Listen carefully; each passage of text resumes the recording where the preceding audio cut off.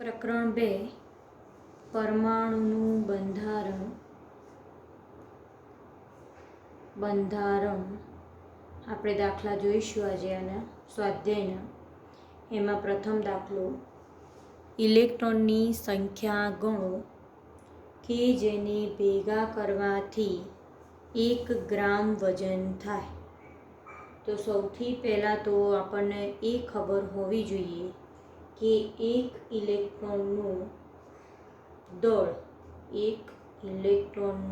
દળ કેટલું થાય.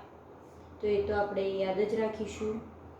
એક ઇલેક્ટ્રોનનું દળ 9.1 અથવા તો 9.11 ગુણ્યા 10⁻31 kg. હવે આપણને રકમમાં 1 ગ્રામ આપેલું છે વજન. તો 1 ગ્રામ અને અહીંયા ઇલેક્ટ્રોનનું દળ આપણે કેજીમાં લખ્યું છે. તો 1 ગ્રામના આપણે કિલોગ્રામમાં ફેરવીએ તો 1 ગુણ્યા 10⁻³ kg. તો આ 1 ગ્રામ એટલે 1 ગુણ્યા 10⁻³ kg. હવે આપણે શું શોધવાનું છે? ઇલેક્ટ્રોનની સંખ્યા ગણવાની છે. કેટલાક વજનમાં? 1 ગ્રામમાં. તો ઇલેક્ટ્રોનની સંખ્યા આપણે આ રીતે તિરાસી મૂકીશું કે જો 9.11 ગુણ્યા 10⁻31 kg વજન હોય તો એક ઇલેક્ટ્રોન તો આપેલા વજનમાં, એટલે આપેલું વજન આપણું 1 ગુણ્યા 10⁻³ kg, એમાં ઇલેક્ટ્રોનની સંખ્યા કેટલી? તો ઇલેક્ટ્રોનની સંખ્યા બરાબર 1 ગુણ્યા 10⁻³ ગુણ્યા 1 ભાગ્યા 9.11 ગુણ્યા 10⁻31 kg. તો આની આપણે સાદું રૂપ આપીએ તો આપણને મૂલ્ય મળશે 0.1098 ગુણ્યા 10⁻28. પણ આપણે એને પ્રમાણિત સ્વરૂપે લખીશું. જો આપણે સંખ્યા વધારીએ, અહીંયા 1.098 કરીએ તો પાછળ ઘાત ઘટાડવી પડે. તો 10⁻27 ઇલેક્ટ્રોન. ખબર પડી ગઈ દરેક જણે? હવે એનો પેટા દાખલો 2, 1 મોલ ઇલેક્ટ્રોનનો ભાર અને દળ શોધો. 1 મોલ ઇલેક્ટ્રોનનો ભાર અને દળ, પાછું દળ કીધું છે એટલે આપણે 1 ઇલેક્ટ્રોનનું દળ તો પાછું યાદ રાખવાનું. 1 ઇલેક્ટ્રોનનું દળ 9.11 ગુણ્યા 10⁻31 kg. હવે 1 મોલ ઇલેક્ટ્રોન એટલે કેટલા ઇલેક્ટ્રોન? તો 6.022 ગુણ્યા 10⁻23. તો આપણે શોધવાનું શું છે? 1 મોલ ઇલેક્ટ્રોનનો ભાર અને દળ. તો પહેલાં આપણે દળ શોધીશું. જો 1 ઇલેક્ટ્રોનનું દળ આટલું હોય તો 1 મોલ ઇલેક્ટ્રોન એટલે આટલા ઇલેક્ટ્રોનનું દળ કેટલું થાય? તો આપણે આ 1 ઇલેક્ટ્રોનનું જે દળ છે એને 1 મોલ ઇલેક્ટ્રોનની સંખ્યા વડે ગુણીશું. તો 1 મોલ ઇલેક્ટ્રોનનું દળ બરાબર 9.11 ગુણ્યા 10⁻31 ગુણ્યા 6.022 ગુણ્યા 10⁻23. તો આપણને સાદું રૂપ આપતા જવાબ મળશે 5.48 ગુણ્યા 10⁻7 kg. તો આપણને 1 મોલ ઇલેક્ટ્રોન એટલે ખાલી 1 મોલ શબ્દ વાપર્યો એટલે આપણે એવોગાડ્રો 8 જેટલા ઇલેક્ટ્રોન એની અંદર સમાયેલા છે. તો આ ઇલેક્ટ્રોનની સંખ્યા વડે ગુણીશું આને દળને એટલે તરત આપણને 1 મોલ ઇલેક્ટ્રોનનું દળ મળી જાય.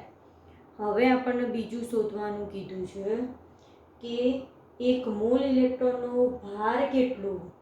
તો પહેલાં તો એક ઇલેક્ટ્રોનનો ભાર, એક ઇલેક્ટ્રોન પરનો વીજભાર આ પણ આપણે યાદ રાખીશું. બને ત્યાં સુધી આપેલો હોય છે, ના આપેલો હોય તો આપણને આંકડો થોડી યાદ હોય તો સારું કહેવાય. 10⁻19 કુલમ 1.6022 ગુણ્યા 10⁻19 કુલમ. હવે આપણે એક મોલ ઇલેક્ટ્રોનનો વીજભાર શોધવાનો છે. એક ઇલેક્ટ્રોન પરનો આપણને ખબર પડી ગઈ તો શું કરીશું? ફરીથી એનું એક મોલ ઇલેક્ટ્રોનનો વીજભાર એને પણ આપણે એવોગાડ્રો આંક વડે ગુણી દઈશું તો આપણને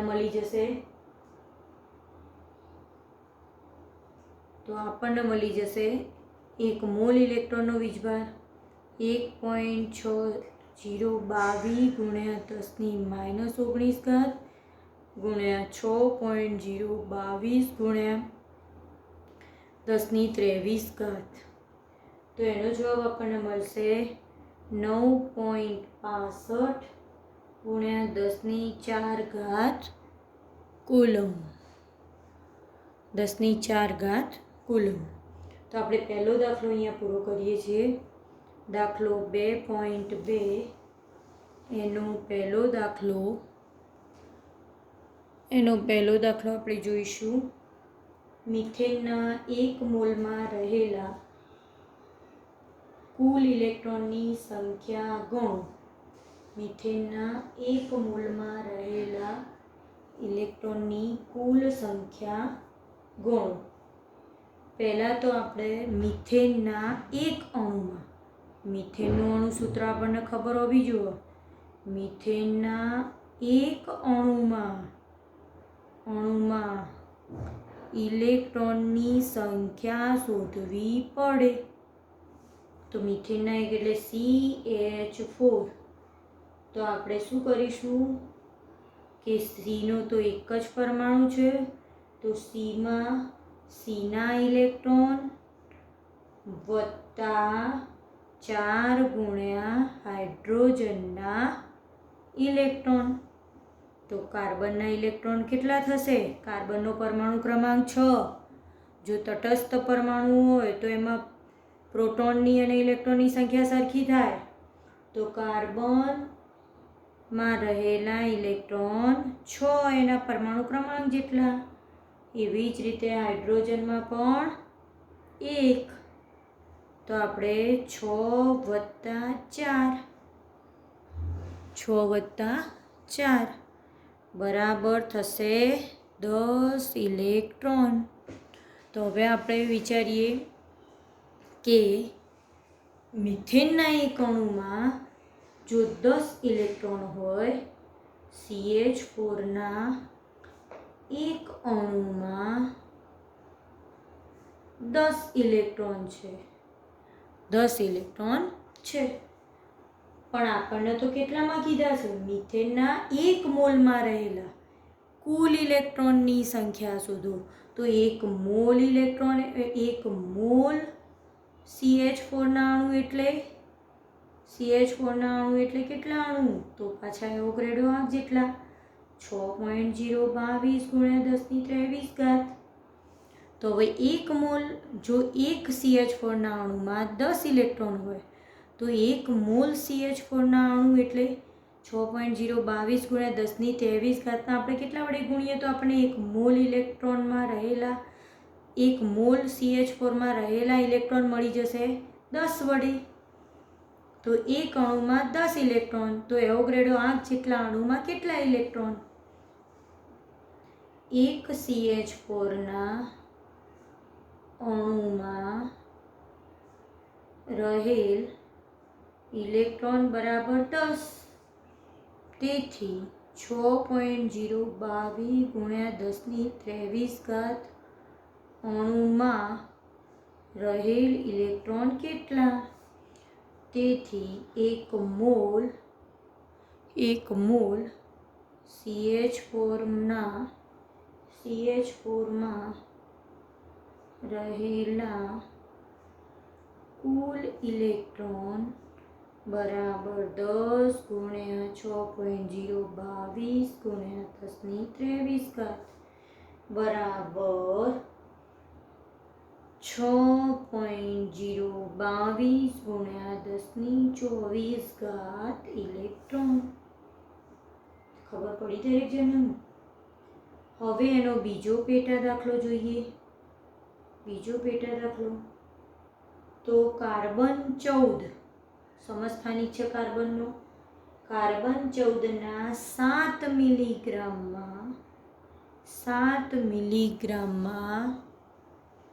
એ પહેલું શોધવાનું છે.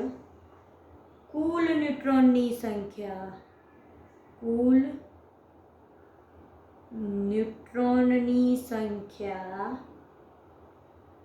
પછી કુલ ન્યુટ્રોનનું દળ શોધો. બી કુલ ન્યુટ્રોનનું દળ શોધો. ન્યુટ્રોનનું તમને આશરે અંદાજિત દળ આપેલું છે 1.675 ગુણ્યા 10⁻27 કેજી ધારી લો એવું કીધેલું છે. બરાબર. તો સૌથી પહેલાં દાખલો આપણે ગણીએ તો કાર્બન 14 એનું આપણે પહેલાં તો આણ્વીય દળ કેટલું થશે? તો જે તમને આણ્વીય દળ કીધું છે તો એ 14 AMU થશે. હવે કાર્બન 14નું દળ તમને 7 મિલીગ્રામ આપ્યું છે. કાર્બન 14નું દળ બરાબર 7 મિલીગ્રામ. પણ મિલીગ્રામના આપણે ગ્રામમાં ફેરવીશું તો 0.007 ગ્રામ. હવે જે ઉપર આપેલું હોય એ પરમાણુ દળાંક કહેવાય. પરમાણુ દળાંક એટલે પ્રોટોન અને ન્યુટ્રોનની સંખ્યાનો સરવાળો. તો આપણે એકલા ન્યુટ્રોનની સંખ્યા શોધવી છે. તો એક કાર્બનના પરમાણુમાં કાર્બન 14ના એક પરમાણુમાં હાજર ન્યુટ્રોન કેટલા અથવા તો ન્યુટ્રોનની સંખ્યા બરાબર શું કરીશું? ઉપર 14 આપેલા છે એટલે ન્યુટ્રોન અને પ્રોટોનની સંખ્યાનો સરવાળો. હવે કાર્બનનો પરમાણુ ક્રમાંક છે 6 એટલે 6 પરમાણુ ક્રમાંક એટલે 6 એની અંદર પ્રોટોન રહેલા છે. તો બરાબર આપણે મૂલ્ય મળશે આપણને 8. તો આપણે 8 શું લાયા? એક કાર્બનના પરમાણુમાં હાજર ન્યુટ્રોનની સંખ્યા.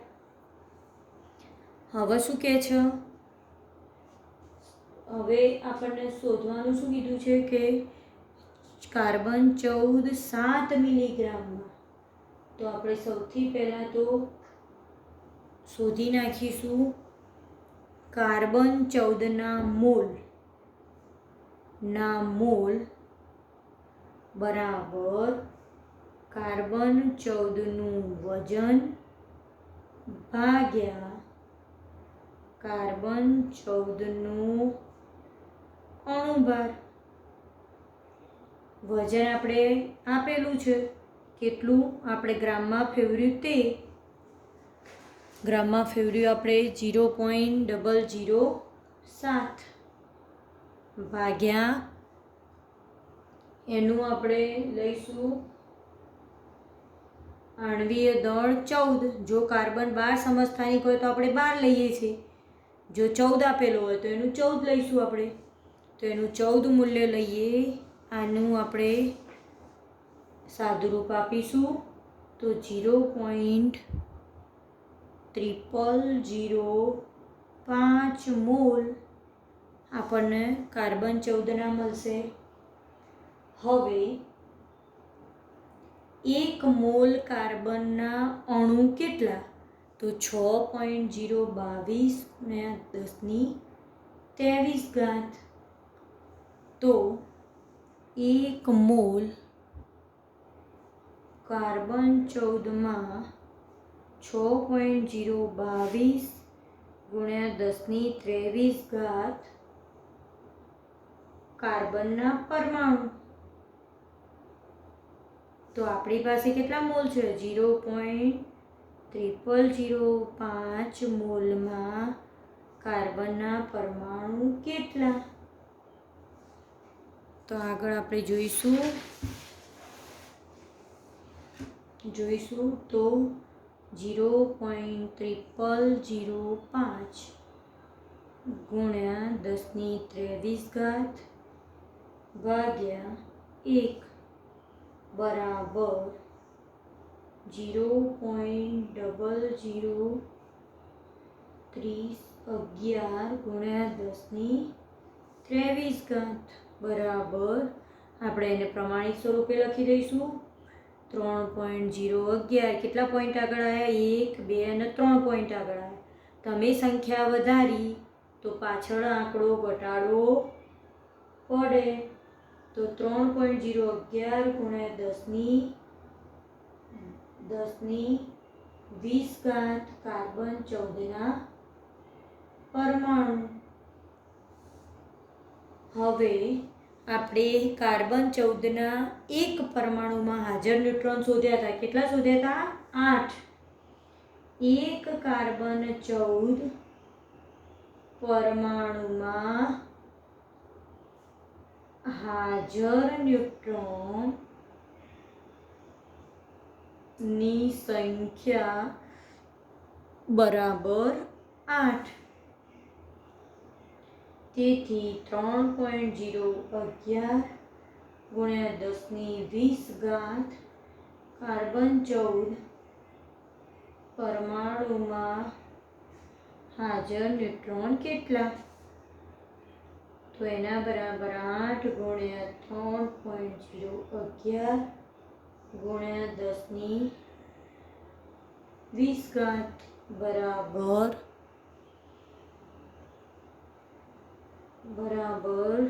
24.088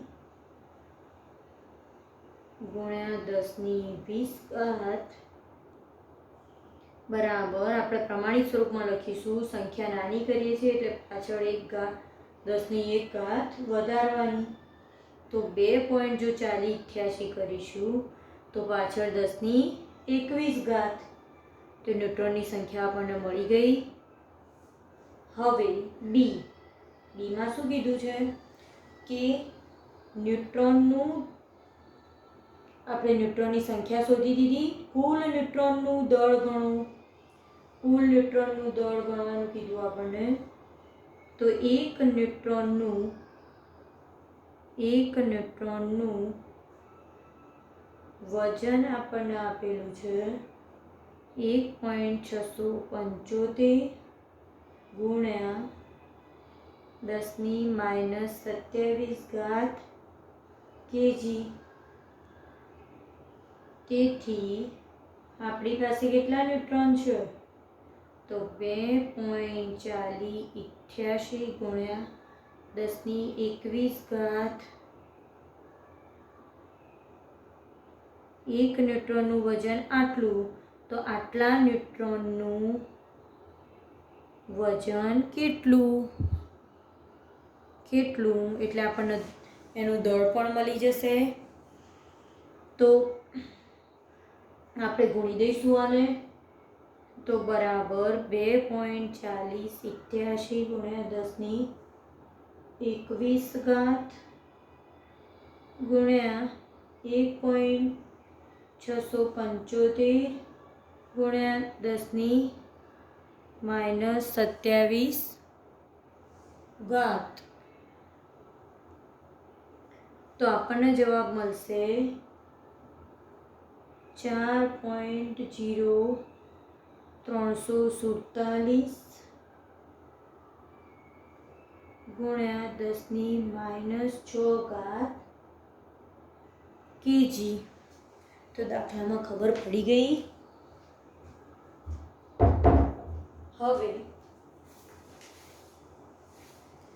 હવે ફરીથી સમજવું હોય તો થોડું ફરીથી સમજી લઈશું. સૌથી પહેલાં આપણને 7 મિલીગ્રામ આપેલા છે. બહુ જવા છે. સૌથી પહેલાં 7 મિલીગ્રામમાં કુલ ન્યુટ્રોનની સંખ્યા અને કુલ ન્યુટ્રોનનું દળ શોધવાનું છે. તો સૌથી પહેલાં 7 મિલીગ્રામના આપણે ગ્રામ બનાવ્યા. 7 મિલીગ્રામના ગ્રામ પરમાણુમાં હાજર ન્યુટ્રોનની સંખ્યા 14 - 6 બરાબર 8. 14 એટલે પરમાણુ દળાંક, માઇનસ પ્રોટોન બાદ કર્યા પરમાણુ દળાંકમાંથી, એટલે 8 ન્યુટ્રોન મળ્યા. પછી આપણે મોલ શોધી નાખ્યા. 1 મોલમાં રહેલા પરમાણુ કાર્બન 14ના આટલા, તો આપેલા મોલમાં કેટલા. પછી એના પરથી આપણે એ કાર્બનના પરમાણુ શોધ્યા. પછી એક કાર્બન પરમાણુમાં હાજર ન્યુટ્રોનની સંખ્યા 8 શોધી દીધી છે. તો આટલા કાર્બન 14 પરમાણુમાં ન્યુટ્રોનની સંખ્યા કેટલી? તો ન્યુટ્રોનની સંખ્યા મળી ગઈ. હવે એક ન્યુટ્રોનનું વજન આટલું, તો આપેલા ન્યુટ્રોનની સંખ્યામાં વજન એનું કેટલું? બરોબર. હવે આપણે લઈશું કયો દાખલો અહીંયા? 2.2 એનો પહેલો અને બીજો પતી ગયો. ત્રીજો દાખલો એનો પેટા દાખલો 3. તો એનો પેટા દાખલો 3 કહે છે કે